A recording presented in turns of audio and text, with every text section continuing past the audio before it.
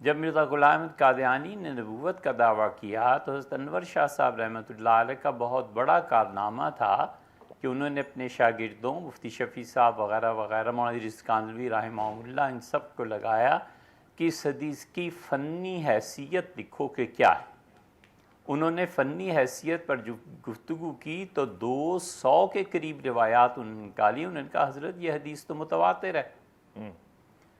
اب ایک آدمی کا نظریہ یہ ہے کہ وہ کہتا ہے عقیدہ کتاب سے ثابت ہوتا ہے، اور پھر دوسری چیز حضور صلی اللہ علیہ وسلم سے جو چیزیں امت کو متواتر پہنچی ہیں وہ ہیں، اور تیسری چیز جو خبر ہے، کوئی کہتا ہے کہ حضور صلی اللہ علیہ وسلم یہ کیا یہ کیا یہ کیا، یہ بخاری اور مسلم اس تیسرے درجے کی چیزیں ہیں، اور جس طرح امام بخاری کو حق پہنچتا تھا کہ وہ اسے قبول کریں یا رد کریں، مجھے بھی حق پہنچتا ہے کہ میں قبول کروں یا رد کروں۔ صحیح۔ ہم یہ کہتے ہیں کہ حضرت والا ان کو حق تھا، اب بھی یہ حق لوگوں میں باقی ہے، لیکن جناب والا اس درجے کے نہیں ہیں کہ ان کی رائے سن لیں اور باقیوں کو چھوڑ دیں۔ جب یہ حدیث متواتر سے ایک بات ثابت ہو گئی تو اب ان احادیث کا کرنا کیا ہے؟ ایک طبقہ وہ ملے گا جنہوں نے سرے سے انکار کر دیا، انہوں نے کہا یہ احادیث ہیں ہی ضعیف، یا ایسے اور ایسے اور ایسے، جس میں ابن خلدون وغیرہ بھی شامل ہیں۔ انہوں نے کہا ان احادیث میں کچھ نہیں ہے، لہٰذا عیسیٰ علیہ السلام تشریف ہی نہیں لائیں گے۔ اچھا۔ دوسرے وہ تھے جنہوں نے کہا یہ احادیث مانی جانی چاہیے، بہت ہیں، متواتر ہیں، لیکن وہ آدمی کہاں ہے، کب آئے گا؟ نہیں آیا نا، دیکھو یہ فلاں شخص مرزا غلام احمد قادیانی آ گیا۔ حول ولا قوت الا باللہ۔ اور یہ وہ موقف ہے جو انہوں نے ثابت کیا ہے کہ عیسیٰ علیہ السلام جو اصل تھے وہ انتقال کر گئے اور اب ایک اور شخص آیا ہے۔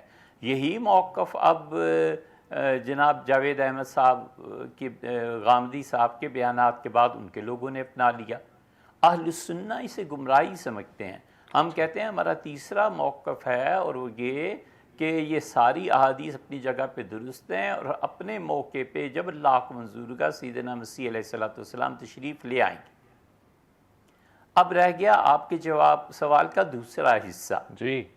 میں جناب والا ہی کے توسط سے پوری دنیا کے جو بھی لوگ اس بات کے قائل ہیں کہ سیدنا مسیح علیہ السلام کا انتقال ہو گیا تھا، ان سے درخواست کرنا چاہتا ہوں کہ حضور ہمیں بھی تو آخر اطلاع کرے نا، اس 1500 سال میں اس امت میں افراد کتنے ہیں جو احادیث متواترہ کا انکار کر چکے، جی، جنہوں نے کہا مسیح علیہ السلام کی جو احادیث متواتر ہیں ہم نہیں مانتے۔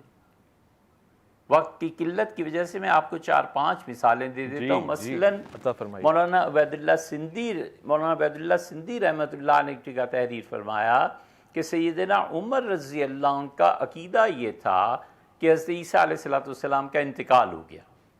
اے بھیا کوئی 20-25 سال ہو گئے، مولانا سندھی کے سارے حلقے کو چھان لیا، ساری چنائی کے بعد آج تک اس کا حوالہ نہ ملا۔ ہم نے کہا مولانا عبید اللہ سندھی نے کہا کچھ اور ہوگا، شاگردوں نے لکھا کچھ اور ہوگا، ہم تک پتہ نہیں کیسے پہنچا ہے، لیکن یہ کہ یہ سرے سے بات ہی نہیں ہے کہ سیدنا عمر رضی اللہ عنہ انکار کرتے۔ دوسری بڑی شخصیت جس کا نام لیا جاتا ہے کہ وہ وفات مسیح کی قائل تھی، امام مالک رحمۃ اللہ علیہ۔ اچھا۔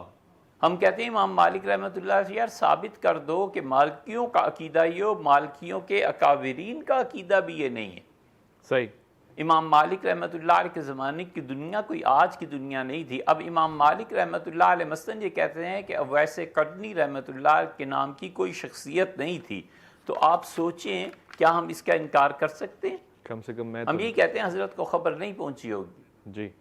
اگرچہ ہم اس فرق کو جانتے ہیں کہ وہاں نبوت کا اور عقیدے کا مسئلہ ہے اور اویس قرنی کا تاریخ کا مسئلہ ہے، لیکن ہم کہتے ہیں کہ حالات ایسے تھے ہی نہیں کہ سیدنا امام مالک رحمۃ اللہ نے انکار کیا، ان مالکیوں سے ہی ثابت کر دو۔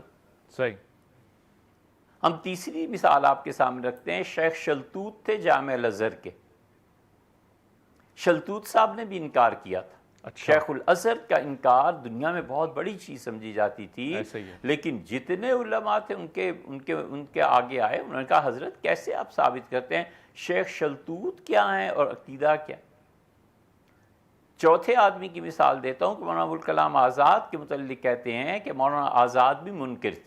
ہم کہتے ہیں مولانا آزاد فرض کر لو ایک دمے کے لیے منکر تھے، تو مولانا آزاد سے عقیدے کا مسئلہ تھوڑی پوچھیں گے، حضرت سے سیاست کی بات عرض کریں گے، سنیں گے، ان کے اتباع میں کچھ چلیں گے، کچھ نہیں چلیں گے.